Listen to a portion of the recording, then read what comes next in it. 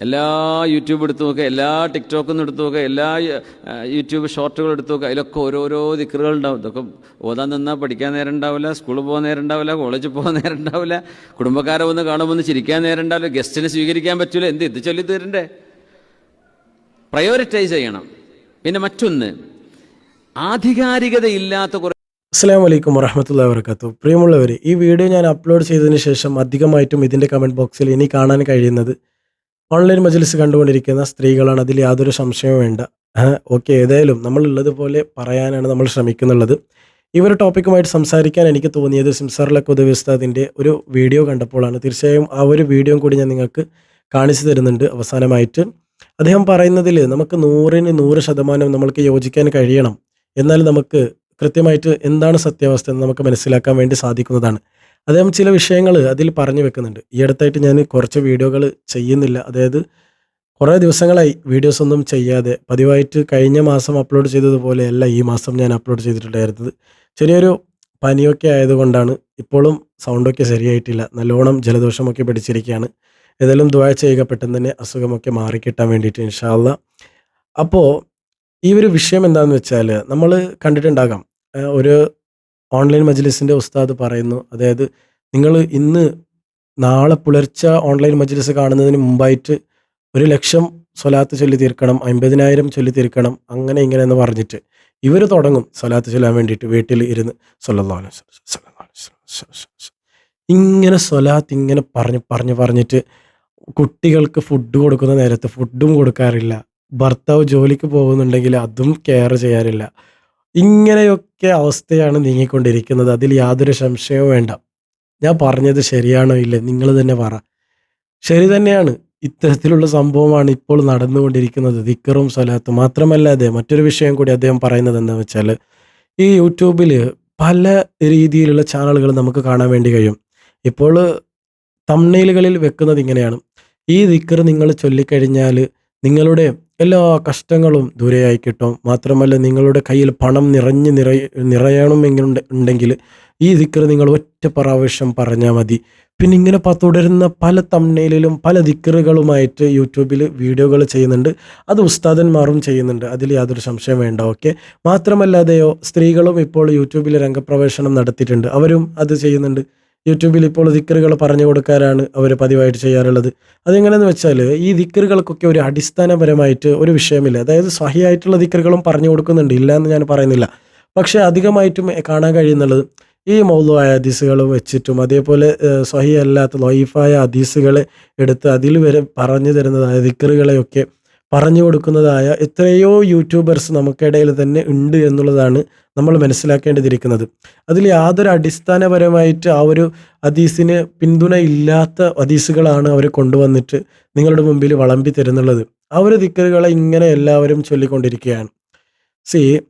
യൂട്യൂബിൽ പല ദിക്റുകൾ പറയുന്നതിൽ മറ്റൊരു വിഷയം കൂടി പറയാനുള്ളത്, ഈ പുസ്തകങ്ങളൊക്കെ ഇറക്കുന്ന ചില ആൾക്കാരുണ്ട്. ഈ പുസ്തകങ്ങൾ ഇറക്കുന്നതിൻ്റെ അടിയിൽ കുറേ ആൾക്കാർ പുസ്തകങ്ങൾ ഇങ്ങനെ ഇറക്കുന്നുണ്ട്. എന്താണെന്ന് വെച്ചാൽ, ലൈഫായ ഹദീസിൻ്റെ ദിക്റുകളൊക്കെ പ്രിന്റ് ചെയ്തിട്ട് പുസ്തകങ്ങൾ ഇറക്കുന്നുണ്ട്. ആ പുസ്തകങ്ങൾ നോക്കിയിട്ടാണ് ഇത്തരത്തിലുള്ള ചില ആൾക്കാരൊക്കെ ദിക്റുകളൊക്കെ പറഞ്ഞു കൊടുക്കുന്നുള്ളത്.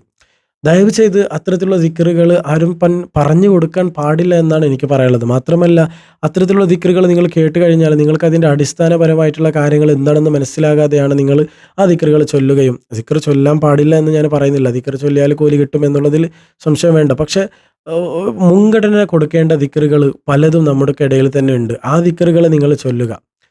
നമ്മൾ സിംസാറുൽ ഹഖ് ഉസ്താദിൻ്റെ ഒരു വയല് ഞാൻ നിങ്ങൾക്ക് കേൾപ്പിച്ചു തരാം. അത് കേട്ടപ്പോൾ തന്നെ നിങ്ങൾക്ക് സത്യാവസ്ഥ എന്താണെന്ന് നിങ്ങൾക്ക് കൃത്യമായിട്ട് ബോധ്യപ്പെടും. നിങ്ങളൊന്ന് ജസ്റ്റ് കേട്ട് നോക്കുക. അദ്ദേഹം പറയുന്ന ചില വാക്കുകൾ ശ്രദ്ധാപൂർവം നിങ്ങൾ കേട്ട് നോക്കുക. ഏകദേശം 3-4 മിനിറ്റോളമുള്ള ഒരു വയലായിരുന്നത്. ആ ഒരു വയല് കേട്ടപ്പോൾ എനിക്ക് തോന്നി, ഇത് നമ്മുടെ ജനസമൂഹത്തിന് മുമ്പിലേക്ക് ഇത് ഇട്ട് കൊടുക്കണം. മാത്രമല്ല, അതിനെ കുറേ ആൾക്കാർ ഇൻസ്റ്റാഗ്രാമിലൊക്കെ കണ്ടിട്ടുണ്ട്, പക്ഷേ ഇത് യൂട്യൂബിൽ എനിക്ക് കാണാൻ കഴിഞ്ഞിട്ടില്ല. അപ്ലോഡ് ചെയ്തിട്ടുണ്ടാകും, പക്ഷേ അത്രയും റീച്ച് കിട്ടിയിട്ടുണ്ടാവില്ല എന്നാണ് എനിക്ക് തോന്നുന്നത്. ഏതായാലും നിങ്ങൾ കണ്ടു നോക്കുക, ഒന്ന് ജസ്റ്റ് കേട്ടു നോക്കൂ. എല്ലാ യൂട്യൂബ് എടുത്ത് നോക്കുക, എല്ലാ ടിക്ടോക്കിൽ എടുത്ത് നോക്കുക, എല്ലാ യൂട്യൂബ് ഷോർട്ടുകൾ എടുത്ത് നോക്കുക, അതിലൊക്കെ ഓരോരോ ദിക്റുകൾ ഉണ്ടാവും. ഇതൊക്കെ ഓതാൻ നിന്നാൽ പഠിക്കാൻ നേരം ഉണ്ടാവില്ല, സ്കൂളിൽ പോകാൻ നേരം ഉണ്ടാവില്ല, കോളേജിൽ പോകാൻ നേരം ഉണ്ടാവില്ല, കുടുംബക്കാരെ വന്ന് കാണുമ്പോൾ ഒന്ന് ചിരിക്കാൻ നേരം ഉണ്ടാവില്ല, ഗസ്റ്റിനെ സ്വീകരിക്കാൻ പറ്റില്ല. ഇത് ചൊല്ലി തീരണ്ടേ? പ്രയോറിറ്റൈസ് ചെയ്യണം. പിന്നെ മറ്റൊന്ന്, ആധികാരികതയില്ലാത്ത കുറേ കിതാബിലുണ്ട് എന്ന് പറയുന്ന ആ കിതാബിൽ ഇപ്പം പല ആളുകൾ ഈ വാട്സപ്പിൽ ഇങ്ങനെ എഴുതി വരും, അബൂ ഹുറൈറ തങ്ങൾ പറഞ്ഞു, ഞാൻ നബി തങ്ങൾ പറയുന്നത് കേട്ടു എന്ന് പറഞ്ഞ് ഹദീസ് നടിയിൽ. പക്ഷെ അബൂ ഹുറൈറ തങ്ങൾ പറഞ്ഞു എന്നത് ഉറപ്പന്നെയാണോ? ഏത് ഹദീസ് പണ്ഡിതനാണ് ഇതിനെ റിപ്പോർട്ട് ചെയ്തത്? അതോടെ കൊടുക്കൂല. ഇത് എവിടെ ഉണ്ട് ഹദീസ്? ആ ഹദീസ് സ്വഹീഹ് തന്നെയാണോ, മൗദൂ ആണോ, വേറെ ഏതെങ്കിലും കുഴപ്പങ്ങളുള്ള ഹദീസാണോ, ദുർബലമാണോ, എന്താണ് ആ ഹദീസിൻ്റെ വകുപ്പ് എന്നറിയാതെ അങ്ങനെ ആളുകൾ എന്തെങ്കിലും അങ്ങനെ എഴുതി വിടും. ഇപ്പം ചിലതൊക്കെ അടിസ്ഥാനമില്ലാത്ത വിഷയങ്ങളായിരിക്കും. പിന്നെ ഇപ്പോൾ ദിക്റല്ലേ, അള്ളാഹിനെ കുറിച്ച് ഓർക്കല്ലേ, കൂലി കിട്ടും. പക്ഷെ ആ ഹദീസാവണമെന്നില്ല, ആധികാരികതയുള്ളതാവണം. ആധികാരികമായി വന്ന എത്രയോ ഹദീസുകൾ നമുക്ക് ജീവിതത്തിൽ പകർത്താനുണ്ട്. അതൊന്നും നമ്മൾ കാണാതെ പോയിട്ട് അല്ലാത്തതിലേക്ക് നമ്മൾ സമയം ചെലവഴിക്കുമ്പോൾ പ്രയോറിറ്റൈസ് ചെയ്യുക എന്ന് പറഞ്ഞൊരു സംഗതി ഉണ്ട്, അത് നഷ്ടപ്പെടും. മുൻഗണനാക്രമങ്ങളുണ്ട്. മുൻഗണനാക്രമം ചെയ്യാനേ പറ്റുള്ളൂ, അല്ലെങ്കിൽ ഓടിയെത്തൂല. നമ്മൾ ഓടിയെത്താൻ കഴിയില്ല. അദ്കാറുകളുടെ ലോകം അങ്ങനെയാണ്.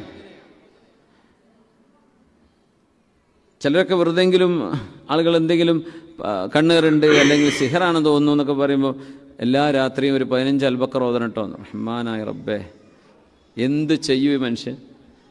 ഒരു അൽബക്കറൊക്കെ വേണം മിനിമം 2-2.5 മണിക്കൂർ. അല്ലെങ്കിൽ ഡെയിലി അൽബക്കറ ഓതി തീർക്കണം. കഴിയൂല. ചിലപ്പോൾ മനുഷ്യൻ തളർന്നു പോകൂലേ? പിന്നെ പറയും 33 യാസീനും ഓതണം ഉറങ്ങേണ്ട മുമ്പ് എന്ന്. യാ റബ്ബി, മനുഷ്യൻ പിന്നെ എപ്പോഴാണ് ഉറങ്ങുക? ഇങ്ങനെ ആളുകളെ ലോക്ക് ചെയ്യും ചില ആളുകൾ. ആളുകൾക്ക് ബുദ്ധിമുട്ടാക്കാൻ പാടില്ല. ആളുകൾക്ക് ജനങ്ങൾക്ക് ചിന്തിക്കാനും മനസ്സിലാക്കാനും കഴിയുന്നതേ ജനങ്ങളോട് പറയാവൂ എന്നാണ് ഒന്ന്. പിന്നെ ദീനിനെ ഭാരമാക്കി കൊടുക്കരുതെന്നുണ്ട്. അത് ജനങ്ങൾക്ക് ചെയ്യാൻ പറ്റാത്തത് പറഞ്ഞു കൊടുക്കുക.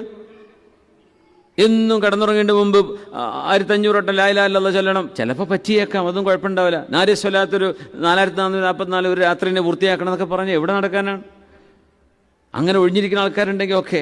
ജോലിക്കും പണിക്കും പോകുന്ന ആളുകളെ സംബന്ധിച്ചിടത്തോളം അത് പ്രയാസമാണ്. എന്ന് നബി തങ്ങൾ പറഞ്ഞു സല്ലല്ലാഹു അലൈഹി വസല്ലം. ഈ ദീനിനെ വല്ലാണ്ടങ്ങോട്ട് മുറുക്കി പിടിച്ചാൽ ദീൻ നിങ്ങളെ ചവിട്ടിത്താഴ്ത്തുകയും നിങ്ങൾക്ക് മീതെ ദീൻ അതിജയിക്കുകയും നിങ്ങൾ തോറ്റുപോവുകയും ചെയ്യും എന്നാണ് അതിനർത്ഥം. നമുക്ക് പൊക്കാൻ പറ്റുന്നൊരു സംഗതി ഉണ്ട്. ആ ബാലൻസ് കീപ്പ് ചെയ്യൽ ദീനിൽ വലിയൊരു നിർബന്ധമുള്ള കാര്യമാണ്. ഒരുപാട് കാര്യങ്ങളുണ്ട് അങ്ങനെ. എല്ലാം കൂടെ കൊണ്ടുനടക്കാൻ മനുഷ്യന്മാർക്ക് കഴിയില്ല. ജീവിതത്തിൽ എപ്പോഴെങ്കിലും ഒക്കേഷനലി നമുക്ക് ചെയ്യാൻ പറ്റുന്ന അമലുകളുണ്ടാവും. ഇത് എന്നും ഡെയിലി കൊണ്ടുനടക്കാൻ പ്രയാസമായിരിക്കും. നമുക്ക് മെയിൻറ്റെയിൻ ചെയ്ത് കൊണ്ടുപോകാൻ കഴിയുന്ന ഒരു എമൗണ്ടേ എടുക്കാൻ പാടുള്ളൂ. ഭാര്യ നിസ്കാരം കൊണ്ട് നിസ്കാരമാണ്, ഭർത്താവിന് ഭക്ഷണം ഉണ്ടാക്കി കൊടുക്കാനും പറ്റുന്നില്ല, ചായ കൊടുക്കാനും പറ്റില്ല, അവൾ മുസല്ലി നേടിയിട്ട് വേണ്ടേ? അങ്ങനെ ആയിപ്പോയാൽ ജീവിതത്തിൻ്റെ വലിയ ഒരു ധർമ്മം തൻ്റെ ഭാര്യയ്ക്ക് ചെയ്യാൻ കഴിയാതെ, വലിയ കൂലിയുള്ള കാര്യം തൻ്റെ ഭർത്താവിനെ നോക്കുക എന്ന് പറഞ്ഞാൽ, പക്ഷെ ഇവിടെ സ്വലാത്തും ദിക്റും കഴിഞ്ഞിട്ട് വേണ്ടേ? അങ്ങനെ ആയിപ്പോവരുത്. മാതാപിതാക്കളെ നോക്കാൻ പറ്റുന്നില്ല, മക്കളൊന്നും സ്കൂളിലേക്ക് പറഞ്ഞേക്കാൻ പറ്റുന്നില്ല, മദ്രസക്ക് ഒരുക്കാൻ പറ്റുന്നില്ല, എന്തേ? ഉമ്മാനെ ദിക്റും സ്വലാത്തും കഴിഞ്ഞിട്ട് കിട്ടണ്ടേ? അങ്ങനെ ആയിപ്പോവരുത്.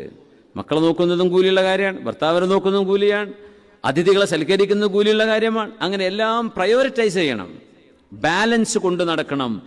ഏറ്റിയാൽ പൊങ്ങാത്ത് തലയിലെടുത്ത് വെച്ചാൽ നിങ്ങൾ തോറ്റുപോവുകയും ദീൻ അതിജയിക്കുകയും ചെയ്യുമെന്ന് റസൂലുള്ളാഹി സ്വല്ലല്ലാഹു അലൈഹി വസല്ലം. ഓക്കെ, അപ്പോൾ ഏതായാലും ഈ ഒരു വയലിൽ കേട്ടതിന് ശേഷം ഞാൻ പറഞ്ഞ കാര്യത്തിനോട് നിങ്ങൾ യോജിക്കുന്നുണ്ടോ ഇല്ലയോ എന്ന് നിങ്ങളുടെ അഭിപ്രായങ്ങൾ, നിർദ്ദേശങ്ങൾ തീർച്ചയായും കമൻറ്റ് ബോക്സിലൂടെ അറിയിക്കുക. ഇൻഷാ അല്ലാഹ് നമുക്ക് അടുത്തൊരു വീഡിയോയിൽ കാണാം. ഇൻഷാ അല്ലാഹ് പ്രത്യേകിച്ചിട്ട് എല്ലാവരും ദുആ ചെയ്യുക. അല്ലാഹു സുബ്ഹാനഹു വ തആല നമ്മുടെ ശരീരത്തിലുള്ള എല്ലാ രോഗങ്ങൾക്കും അല്ലാഹു ശമനം നൽകി അനുഗ്രഹിക്കട്ടെ. ആമീൻ ബിറഹ്മതിക യാ റഹ്മാൻ റഹീമീൻ. കൂടുതലായിട്ടൊന്നും പറയുന്നില്ല. ഇൻഷാ അല്ലാഹ്. വസ്സലാമു അലൈക്കും വറഹ്മത്തുള്ളാഹി വബറകാതുഹു.